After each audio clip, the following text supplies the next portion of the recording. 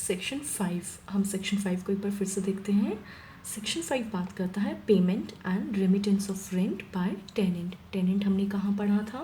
2I में, ठीक है। इसमें टोटल 4 क्लॉजेस गिवन हैं। कितनी क्लॉजेस गिवन है? टोटल 4 गिवन है। क्लॉज 1 क्या कहता है? कहता अनलेस अग्रीड अदरवाइज। इसको आप ब्रैकेट में डाल लीजिए। ये कहता है अनलेस अग्रीड अदरवाइज। अगर कुछ लैंडलॉर्ड ने और टेनेंट ने अलग से अग्री कर रखा है तो that is a different thing. वरना जनरल रूल क्या कहता है कि एवरी टेनेंट शैल पे the rent by the 15th day of the month next following the month for which rent is payable. Suppose आपको इस महीने का रेंट पे करना है, अभी जैसे जून है, तो आप जून का रेंट कब तक पे कर सकते हैं? जुलाई के 15 तारीख तक। तो ये प्रॉब्लम्स में पूछ लेते हैं 15th डे, ठीक है। आपको ये याद रखना है। तो जनरल रूल क्या कहता है कि हर टेनेंट के लिए मैंडेटरी है कि वो रेंट पे करेगा प्रीमाइसेस का by the 15th day of the month next following the month for which rent is payable। लेकिन अगर उन्होंने अग्री कर रखा है, दूसरे तरह से उनका एग्रीमेंट हुआ है कि लैंडलॉर्ड कहता है कि नहीं मुझे तो महीने की पहली तारीख को रेंट चाहिए, या मुझे महीने की 5वीं तारीख तक रेंट चाहिए, या मुझे हर महीने की 10 तारीख तक रेंट चाहिए, तो फिर उस केस में सिचुएशन डिफरेंट होगी। अदरवाइज़ आपका जनरल रूल क्या कहता है कि आपको जो रेंट टेनेंट को पे करना है वो 15th डे तक करना होगा। क्लॉज 2 क्या कहता है? एवरी टेनेंट, हमने टेनेंट कहाँ पढ़ा था? 2I में। आप इसको साथ साथ रिवाइज करते चलिए डेफिनेशंस को कि कहाँ कहाँ गिवन है। क्लॉज 2 कहता है कि every tenant who makes a payment, जिस टेनेंट ने भी अपना प्रीमाइसेस का जो रेंट है वो पे किया है, वो किस चीज़ के लिए एंटाइटल्ड है? किस चीज़ के लिए हकदार है? रिसीट पाने के लिए, उसका प्रूफ पाने के लिए कि मैं आपको रेंट दे चुका हूँ।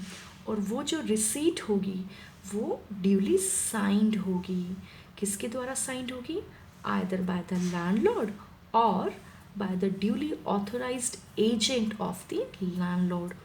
तो आपने क्या पढ़ा क्लास 2 में कि जिस टेनेंट ने ऊपर रेंट दिया है, रेंट देने के बाद वो रिसीट लेने के लिए हकदार होगा। वह रिसीट जो कि ड्यूली साइंड होगी। साइन किसके द्वारा होगी? या तो वो लैंडलॉर्ड के द्वारा भी हो सकती है या लैंडलॉर्ड के ड्यूली ऑथराइज्ड एजेंट के द्वारा भी हो सकती है।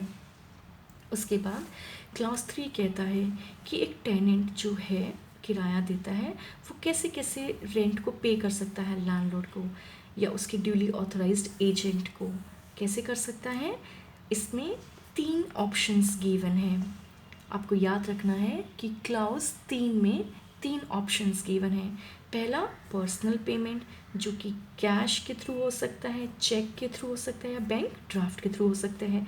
दूसरा आप उसके बैंक अकाउंट में डलवा सकते हो जो कि लैंडलॉर्ड ने बताया है।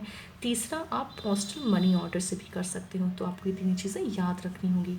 पर्सनल पेमेंट हो सकती है कैश, चेक या बैंक ड्राफ्ट के थ्रू, बैंक अकाउंट में डलवा सकते हैं आप, या फिर आप पोस्टल मनी ऑर्डर से भी डलवा सकते हैं। और चौथा पॉइंट क्या है कि जो लैंडलॉर्ड है उसके ऊपर ये ड्यूटी इम्पोज की गई है कि आप अपना डिस्क्लोज करोगे बैंक अकाउंट नंबर और बैंक का नाम सेम म्युनिसिपल एरिया में जो होगा प्रीमाइसेस के, वहाँ का किस में बताओगे? या तो आप रेंट अग्रीमेंट में बताओगे या आप उसका अलग से नोटिस दोगे टेनेंट को, और वो नोटिस फिर आपका रजिस्टर्ड पोस्ट के थ्रू होगा।